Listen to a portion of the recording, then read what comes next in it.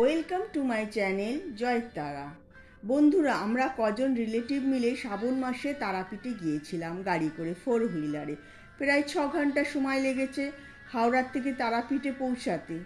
বন্ধুরা, কেউ যদি ট্রেনে করে যেতে চান তাহলে শিয়ালদাহ থেকে মা তারা এক্সপ্রেস সকাল পৌঁছায় 7টা 20-তে, ছাড়ে 11টা 46-এ তারাপীঠে পৌঁছে দেয়। হাওড়ার থেকে জয়নগর এক্সপ্রেস আছে, 11টা 5-এ ছাড়ে 3টে 40-এ পৌঁছায়। হাওড়ার থেকে বিশ্বভারতী ট্রেন আছে, বিকেল 4টে 35-এ ছাড়ে, রাত 9টায় পৌঁছায় তারাপীঠে। আমরা মধ্যখানে একটু চা আর টিফিনের জন্য দাঁড়িয়েছিলাম। ফের গাড়ি ছুটতে থাকে। অনেক পথ ঘাট নদী পার হয়ে মনোরম দৃশ্য দেখতে দেখতে আমরা চললাম বোলপুর হয়ে তারাপীঠে পৌঁছালাম। আমরা রেসিডেন্সি হোটেলে ছিলাম। খুব ভালো হোটেলটা, পরিষ্কার পরিচ্ছন্ন, খুব সুস্বাদু খাবারও। হোটেলের কর্মীদের ব্যবহারও খুব ভালো। লিফটের ব্যবস্থা আছে, গাড়ি পার্কিংয়ের ব্যবস্থা আছে। হোটেল থেকে মন্দিরে মাত্র 10 টাকা টোটো ভাড়া, ইচ্ছা করলে হেঁটেও যাওয়া যায়। আমরা শনিবার মার পুজো দিই। মন্দিরে এমনি শনিবার, মঙ্গলবার, বৃহস্পতিবার খুব ভিড় হয়। আমরা শ্রাবণ মাসে গিয়েছিলাম, তাই ভিড় একটু বেশি ছিল। সবাই দেওঘর থেকে শিবের মাথায় জল ঢেলে মার দর্শন করে ফেরে। আমাদের চেনা ডালির দোকান, তাই আগের থেকে ফোন করা ছিল। ভিড় লাইনে আমাদের দাঁড়াতে হয়নি, ভিতর দিয়েই পুজো দিয়েছি। খুব সুন্দর করে পুজো দিই। আলতা, তেল, গোলাপ জল সব মার পায়ে অর্পণ করি। শাড়ি আর জবার মালা দিয়ে মাকে প্রণাম করি। শিবের মাথায়ও জল ঢালি। তা ওনাদের পালি ছিল সেই দিনকে। তো দুপুরে আমাদের মন্দিরে বসিয়ে, আলাদা করে বসিয়ে ভোগ খাইয়েছিলেন। ভোগও খুব সুস্বাদু ছিল। ভোগেতে ছিল পোলাও, পাস্তা ভাজা, পটলের তরকারি, কুমড়োর ছক্কা, তারপরে সর্ষে দিয়ে মাছ ছিল, 2 পিস করে পায়েস ছিল। খুব সুস্বাদু ভোগ ছিল। আমরা শনিবার সন্ধ্যাতে তারাপীঠ মহাশ্মশানে গেছিলাম।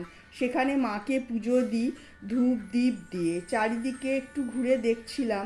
সেখানে সাধুরা সবাই, কেউ যজ্ঞ করছে, কেউ বসে আছেন, কেউ তিলক পরানোর জন্য এগিয়ে আসছে, কেউ বা হাত দিয়ে আমাদের ডাকছেন। চারিদিক ঘুরতে ঘুরতে হঠাৎ চোখে পড়লো এক সাধু বাবাকে। চোখ বন্ধ করে বসে আছেন। ওনার কারুকে কিছু বলারও নেই, নেবারও নেই। আমার খুব ভালো লাগলো। ওনাকে দেখে কাছে গিয়ে সাধু বাবাকে বলি, বাবা প্রণাম নেবেন? তখন চোখ খুলে তাকান এবং বলেন, জয় তারা। আমি ওনাকে জিজ্ঞেস করি, বাবা এখানে কত বছর আছেন? তখন তিনি শান্ত কণ্ঠে বললেন, বেটি, আমার বয়স যখন 30 তখন এসেছিলাম, আর এখন 75। সেই থেকে মায়ের কাছেই আছি। আমি আরও জিজ্ঞাসা করি যে, বাবা এখানে মাহাত্ম্য তো অনেক, বলে শেষ হয় না। যদি কিছু বলেন, তিনি আবার চোখ বন্ধ করে শান্ত গলায় বলেন, বেটি সামনে কৌশিকী অমাবস্যা, থাকবি তো? আমরা বললাম, না বাবা, এবার তো আর হবে না। তখন বললেন, একবার আসিস। তিনি আবার চোখ বন্ধ করে বললেন, কৌশিকী অমাবস্যা পড়েছে এবার 16ই ভাদ্র। এই কৌশিকী অমাবস্যা তিথি বিশেষ পুজোয় অংশগ্রহণ করে দ্বারকা নদীতে যদি স্নান করে জীবনের সব পাপ থেকে মুক্তি মেলে বেটি। এই দিন সঠিক উপায়ে তন্ত্রক্রিয়া সম্পন্ন করলে জীবনের সমস্ত বাধা বিপত্তি কেটে যায় সহজে, কথিত আছে।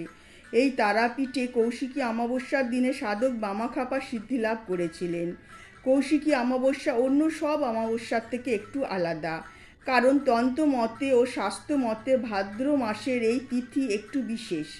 অনেক কঠিন ও গুপ্ত সাধনা এই দিন করলে আশাতীত ফল মেলে। সাধক কুলকুণ্ডলিনী চক্র জয় করেন। বৌদ্ধ ও হিন্দু তন্ত্রে এই দিনের বিশেষ মাহাত্ম্য আছে। তন্ত্র মতে ওই রাতকে তারা রাত্রিও বলা হয়। এক বিশেষ মুহূর্তে স্বর্গ আর নরক দুয়ের দরজা মুহূর্তের জন্য খোলে। সাধক নিজের ইচ্ছা মতো ধনাত্মক অথবা ঋণাত্মক শক্তি সাধনার মধ্য দিয়ে আত্মস্থ করে সিদ্ধিলাভ করেন। আমি তখন জিজ্ঞাসা করি, বাবা সাধারণ মানুষ সেই দিন কি করলে ভালো হয়? তখন তিনি বলেন, বেটি পারলে উপোস করিস, না পারলে নিরামিষ ভোজন করবি। ওই দিন মাতা তারার পায়ে রক্তজবা নিবেদন করে ভক্তি ভরে প্রার্থনা করবি। ভক্তের মনোবাঞ্ছা পূর্ণ হবেই।